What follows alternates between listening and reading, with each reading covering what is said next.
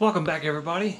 Today we're going to have a little bit different episode. I'm going to show you a little bit of software stuff, but before that, my office is a mess. So I've got to clean that up. I've been getting rid of a ton of stuff out of here and selling it online. So over here, I've got some more things that need to go out. And so we're going to go ahead and get this stuff kind of cleaned up so I can actually function in my office again. And then we'll hop into today's video.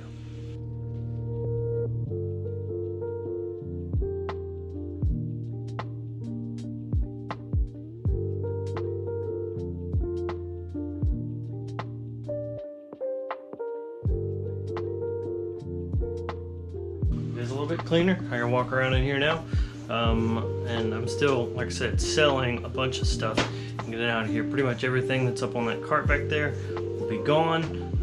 Most of the stuff on these shelves will also be gone, and what I'm doing is I'm rolling all that money over into being able to buy equipment and stuff like that for video content. And so yeah, we're working on that. So now I'm actually going to sit down and work on editing one of my videos. It's the one for the iPod 5.5 update. So I'm going to sit down and work on that.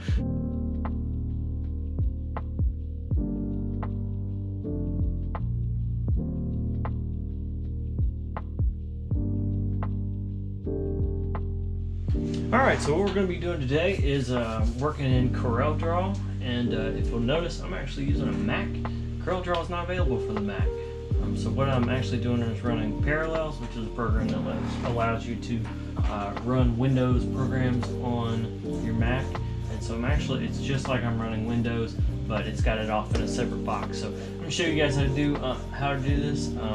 The keys are a little bit different because I'm using this Mac keyboard, but I'm just going to do right clicks and menu bars instead of hotkeys, and I'll kind of walk you through this as we go. So when you open up CorelDRAW 2017, which is what I'm using, the newest version is 2018, I've got 2017, I imagine it's pretty similar. You see right here it says new document, so we're going to go ahead and click that. And then if you've got your default settings set up, it's going to ask right here for you to tell it some information like your document size and what you want to name it. So what we're going to be doing is I'm going to teach you how to make a really cool laser cutting project for Christmas. And so we're going to call this Telus, because that's my last name, door hanger. Okay, and for my width and height here, I'm going to make it 12 by 12. Okay, and then the other thing we want to check right here is this primary color mode. We want that to be set to RGB. Okay, and so once we got that, we'll go ahead and hit OK, and it's going to bring us up into the document. Now you can see here on the screen that we actually have a perfect square, and if we look right here, we'll notice that it's telling me that it is actually 12 by 12. Okay, so what we're going to do is this door hanger is pretty popular, and this is a really cool project to do as a laser cut project. If you got a 3D printer, it's also really cool to do it that way. Or if you're into manual making things by hand, you can actually print this out and then cut it out by hand with something like a scroll saw on a piece of wood. So a lot of application here, but it always starts with having to make a file. And so we're going to go ahead and start doing that. So what I like to do is start out when I'm making these door hangers by making a circle. And so I'm going to go ahead and click on our ellipse tool right here. I'm going to click and drag across, and you'll notice I'm not getting a perfect circle here. Okay, it's an ellipse, so I can make it whatever oblong shape I need it to be. But I'm going to go ahead and hold down the command key, or the control key rather. Alright, so I went ahead and switched keyboards to a PC keyboard, but it looks like some of my hotkeys aren't going to work quite right. So we're going to work around this. Normally you can grab your ellipse tool, click and drag and hold down either Control or Shift, I'm not sure which one, and it'll make you a perfect circle. But since we're having trouble with that, I'm just going to make a circle. And then I'm going to come up here and manually override it and make it 11 by 11, alright? And you see now it's 11 by 11, it's a perfect circle. If I didn't have this right here, uncheck this little lock, it wouldn't have let me change that scaling individually. It would have scaled it rather than just resizing in one dimension. And so I have changed that. So now we've got a nice little 11 by 11 circle. I'm going to hit P on the keyboard, P for perfectly centered. And you see it snaps right there to the middle of our canvas. Now, the next thing I want to do is actually want to make a cut out of this. And so I'm going to copy So Control C, or you can right click copy, and then I'm going to paste it. So Control V or right click paste, and then I'm going to bring this in. Now, once again, I'm going to run on the issue on the Mac here where it's not going to let me size it with my hotkeys, but what you can do is hold down, I believe it's the Shift key, and that's actually going to resize directly to the center of your piece. All right. So what I'm going to do is actually come over here and size it manually. I'm going to make it 10 by 10, and then I'm going to hit P once again for perfectly centered, and that compensated for my issue. Okay. Now I've got two circles here. I really like using colors to be able to see what's going on. So at the moment I've got one big circle, so I selected it. I'm going to give it a nice red color, and then in front of it I've got this one, and I can't really see it now, so I'm going to give it a blue. So now you can see I've got two separate colors. They're two separate shapes. All right, they're completely independent of each other. You can move them independently, but it's not really helpful because what we want to do is we want this to be a big open circle. And so I'm going to copy this top circle because we're going to come back and use it in a second. But I'm going to go ahead and copy it, and then I'm going to click and drag across this whole section here and select both these shapes, and then come up here. It's going to give us some new options now that I've got two things selected. So right now you can see there's nothing up there. If I select one thing, it gives us some options, but if I select both of them, it gives us even more options, right? And so these are your vector modification options. So what we're going to do is we're going to use this one right here called back minus front, because we want to take the red circle and cut away the blue circle. So we use back minus front right there. You can see now we have an empty circle, right? So if I change the color, rather than it changing that whole area, it's just going to change that outside because we've deleted everything else, right? So we are going to come back and use that center section, so I'm going to go ahead and paste that in. So we'll have that in a second. And now what we're going to do is we are going to actually put in a monogram. So I'm going to come over here to the text tool. That's A8 on your hotkeys if you want to use that. I'm going to click here. I'm going to type a big old capital T for Tellus. Okay. So now it's kind of small, so we want to make it bigger to start with. I'm going to hit P on the keyboard for perfectly centered. And then this isn't a very appealing font, so we're going to want to pick a better font. So I'm going to come right over here to my font menu, and we'll start looking through here and see if we can find one. I really like this Bodoni VT, so we're going to select it. And I'm going to make this T just a little bit bigger so that it actually sticks out some. So like that. And I'm going to center it one more time, like that. And I'm actually going to drop it down just a little bit. Alright, so now we got that, but now we want this to actually be part of this outside circle. So I'm going to select the outside circle, hold down the Shift key, and select the inside circle, or sorry, the T, not the inside circle, the T. And then we're going to click that weld button right here. Rather than do a cut, we're going to do a weld. That's going to make it one unit. And now we want to actually put in my name. So we're going to grab that text tool one more time. We're going to type in my full name in all caps, and then we're going to make it bigger and pick, generally you would pick the same font. You don't have to, but I like the way it looks in the same font here. I'm going to give it a different color so I can see it. Not that one. That'll work. And then I'm going to stretch it out so it is as big as it can be inside of this circle. So now you see we've got my text in there. It's about as wide as it will go inside of that circle. And I'm going to go ahead and hit P on the keyboard one more time for perfectly centered.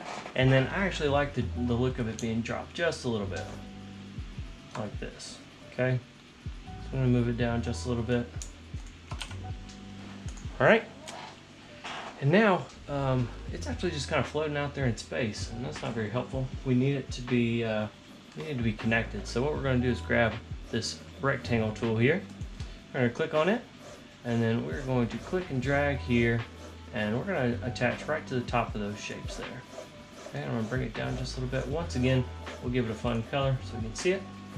And so you see now it's attached to the very top of the name there. And we're going to copy it. We're going to paste it. We're going to bring that straight down here and attach it to the bottom. Like that.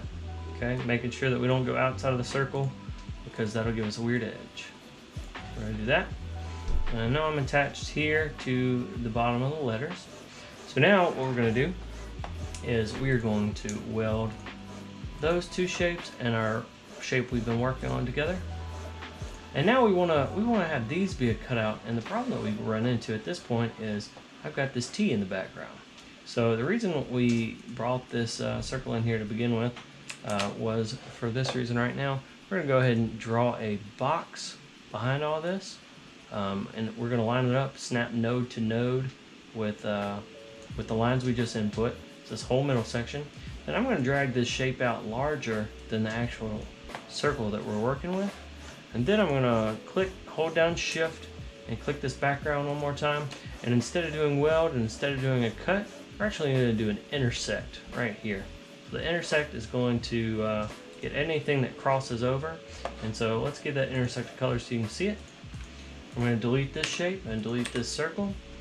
And we will do Control Home and bring that to the top. You can see right there that it's perfectly in the shape that we need to be cut out. Okay, so I'm going to make that shape, hold down shift and select the one we've been working on, and then we're going to do a back minus front once again, and boom, there we go. Now we've got a big empty space, and our letters are a little bit small, so I'm going to stretch them just a little bit so they'll fit.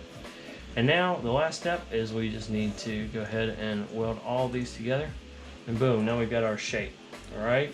So this is what you would use to make a really nice door hanger, Christmas ornament, 3D print, whatever.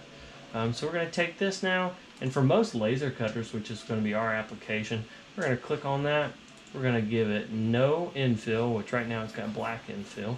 And then over here on the outline, we're going to give it a hairline. And then I'm using a Trotec laser or a Boss laser, and they really like RGB scale red, 255, 0 and 0. So that file right there is ready to go.